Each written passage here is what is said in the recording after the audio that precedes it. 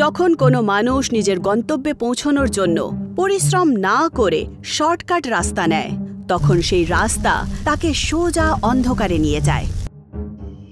এরকমই এক ভয়ঙ্কর কাহিনী হলো রাজস্থানের ভৈরবপুর গ্রামের। সকালের সময় ছিল।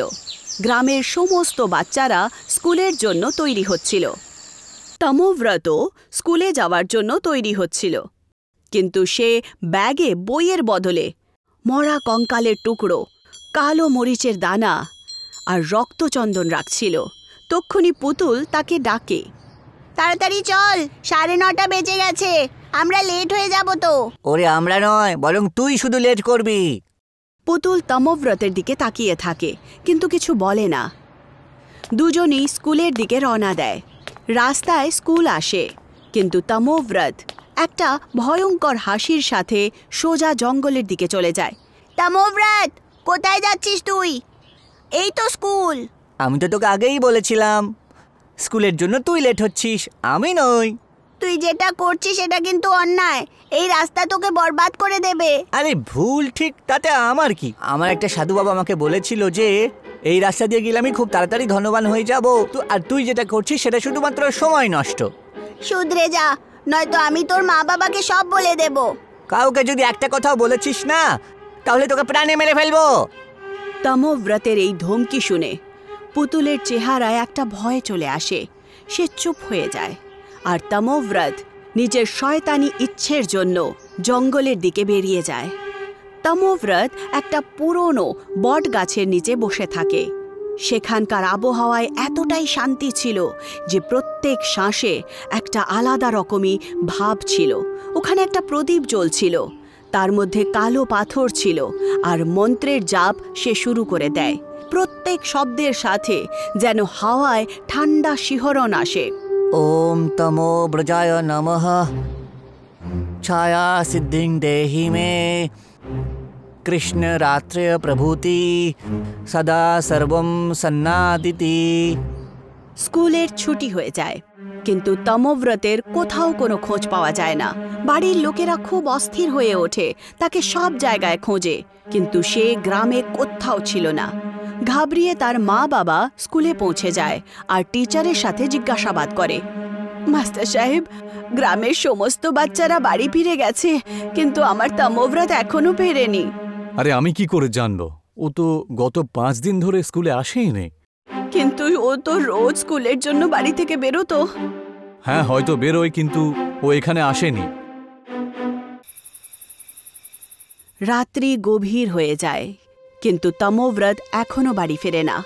বাড়ির লোকেদের মনে একটা আশ্চর্য ভয় জন্মায়। অস্থির হয়ে তার মা বাবা পুতুলের বাড়িতে যায়, এটা জানার জন্য যে সে কোথায় আছে। পুতুল, তুমি তো স্কুল থেকে চলে এসেছো, আমার ছেলে এখনো আসেনি, কোথায় ও? আমি জানি না আন্টি, ও কোথায় গেছে। মাস্টার সাহেব বলছিলেন যে ও 5 দিন ধরে স্কুলেই যায়নি। তোমরা দুজন তো একসাথেই যেতে না? ও স্কুলের বদলে কোথায় যেত? আমি তো জানি, কিন্তু আমাকে বলেছে আমি যদি কাউকে বলি তাহলে আমাকে মেরে ফেলবে। পুতুল এইটুকু বলে কিছু না বলেই ওখান থেকে দৌড়ে পালায়। তমোব্রতের মা বাবার মনে একটা গভীর অন্ধকার চলে আসে। তাদের ছেলে কোথায় যায়, কি করে? রাত্রি প্রায় 12টা বাজে। নবরাত্রির সময় ছিল, আর গ্রামে পেতনির প্রকোপের কথাবার্তা খুব তেজ ছিল। তমোব্রত এখনো বাড়ি ফেরেনি। তার মা বাবা খুব ভয়ে ছিল। তক্ষুনি তমোব্রত বাড়ি ফেরে। তার চেহারায় একটা আশ্চর্য ঠান্ডা ছিল। আজ পুরো দিন কোথায় ছিলি তুই?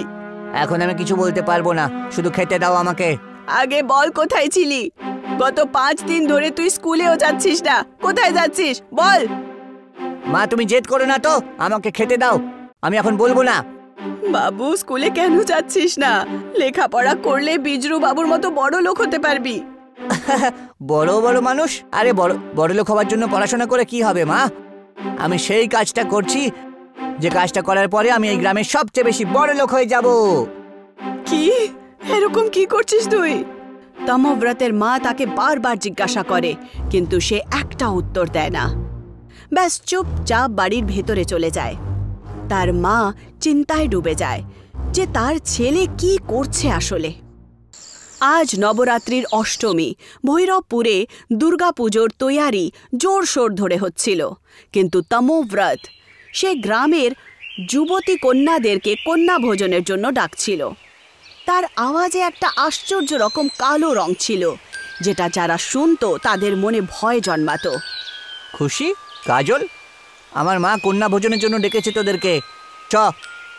তমোব্রত এইভাবেই গ্রামের এক এক কন্যাকে নিজের মিথ্যে কথা বলে ডেকে নেয়, কিন্তু তার আসল ইচ্ছেটা কি সেটা তো শুধু সেই জানে। সন্ধে হয়ে যায়। তমোব্রত যেই কন্যাদেরকে কন্যা ভোজনের জন্য নিজের বাড়িতে এনেছিল, তাদের মধ্যে থেকে একটাও বাড়ি ফেরে না। গ্রামের লোকেরা প্রচণ্ড ঘাবড়িয়ে যায় আর তমোব্রতের বাড়িতে যায় নিজের মেয়েদের খোঁজ নেওয়ার জন্য। আমার মেয়ে তো আপনার বাড়িতে কন্যা ভোজনের জন্য এসেছিল, এখনো পর্যন্ত যায়নি বাড়ি। কি হয়েছে, কোথায় গেল? কিন্তু আমি তো কাউকেও ডাকিনি। ওখানে সবাই এটাই বলে যে তমোব্রত নিজে তাদের মেয়েদেরকে ডাকতে এসেছিল। তার মায়ের মনে সন্দেহের অনেক প্রশ্ন আসে। সে তো তমোব্রতকে এরকম কিছুই বলেনি, তাহলে তমোব্রত এইসব কেন করলো? আরে কি ভাবছেনটা কি? আমার মেয়ে কোথায়? তাড়াতাড়ি বলুন, নয়তো আমি পুলিশের কাছে গিয়ে নালিশ জানাবো। তমোব্রতের মা ভাবে সে ওই কন্যাদেরকে কোথায় নিয়ে যেতে পারে, হয়তো সেই জায়গাতেই যেখানে সে গত 5 দিন ধরে যাচ্ছে, আর সেই জায়গার রহস্য ওর কাছেই আছে। এটা ভেবেই সে পুতুলের বাড়িতে যায়। বাবু, তুই তো জানিসই না তমোব্রত গত 5 দিন ধরে কোথায় যাচ্ছে, বল না আমায়। আমি বলবো না, নয়তো আমাকে মেরে ফেলবে। কিচ্ছু করবে না ও, আমি আছি তো, তুই ব্যাস বল শোনা। হ্যাঁ খুকি, তাড়াতাড়ি বলো, আমার মেয়ের জীবনের ব্যাপার। পুতুলের মনে ভয় থাকা সত্ত্বেও সে সবাইকে সেই জায়গার দিকে নিয়ে যায়। একদম খালি জঙ্গলে একটা বট গাছের তলায় আগুনের ল দেখতে পাওয়া যায়। যখন তারা কাছে পৌঁছায় তখন দেখতে পায় যে সমস্ত কন্যারা অজ্ঞান হয়ে শুয়ে আছে, আর তমোব্রত একটা ভয়ঙ্কর হবন করছে। ওম তমব্রজায় নমঃ, ছায়া সিদ্ধিং দেহি মে, কৃষ্ণ রাত্র প্রভূতি সদা সর্বম সন্নাদিতি। এইসব কি করছিস তমোব্রত? দাঁড়া! থেমে যাও তমোব্রত! তমোব্রতের মার গ্রামের লোকেরা চিৎকার করে, কিন্তু সে নিজের যজ্ঞ থামালো না। তক্ষুনি একজন গ্রামবাসী জল দিয়ে আগুন বুঝিয়ে দেয়। যেইমাত্র আগুন নেভে সমস্ত কন্যাদের চোখ খুলে যায়, আর তমোব্রত কাঁপতে কাঁপতে মাটিতে পড়ে যায়। তার মুখ দিয়ে রক্ত বইতে শুরু করে। আমার সঙ্গে ছলনা করা হয়েছে। নিজের ইচ্ছে পূরণের জন্য আমি অবশ্যই ফিরে আসব। আমি ফিরে আসব, আমি ফিরে আসব, এটা বলতে বলতে তমোব্রত নিজের প্রাণ দিয়ে দেয়। তার আওয়াজ জঙ্গলে ছড়িয়ে পড়ে যায়, যেন কোনো শ্রাপ। শ্মশান ঘাটে তমোব্রতের অন্ত্যেষ্টিক্রিয়া হচ্ছিল। রাত্রির অন্ধকারে আগুনের ছায়া আকাশে উঠছিল। তার সেই ভয়ঙ্কর আওয়াজ, আমি ফিরে আসব, এখনো সবার কানে ভেসে যাচ্ছিল। গ্রামের লোকেরা ভয়ের চোটে কাঁপছিল। পণ্ডিত মশাই, তমব্রত মরার সময় বলেছিল যে ও নিজের ইচ্ছে পূরণ করার জন্য আবার ফিরে আসবে। আমি একটা উপায় করছি যে ও যতই চেষ্টা করুক না কেন আর কখনো ফিরে আসতে পারবে না। পণ্ডিত মশাই চিতার চারদিকে মন্ত্র জাপ করতে করতে বভূতি দিয়ে দেন। সবাই নিজের নিজের বাড়ি ফেরে। যেই ব্যাম্বু স্টিক দিয়ে তমোব্রতকে জ্বালানো হয়েছিল তার মধ্যে আগুন জ্বলে। সেই অগ্নিদণ্ড নিজেই হাঁটতে শুরু করে, আর একটা ভয়ানক হাসি জঙ্গলে ছড়িয়ে পড়ে।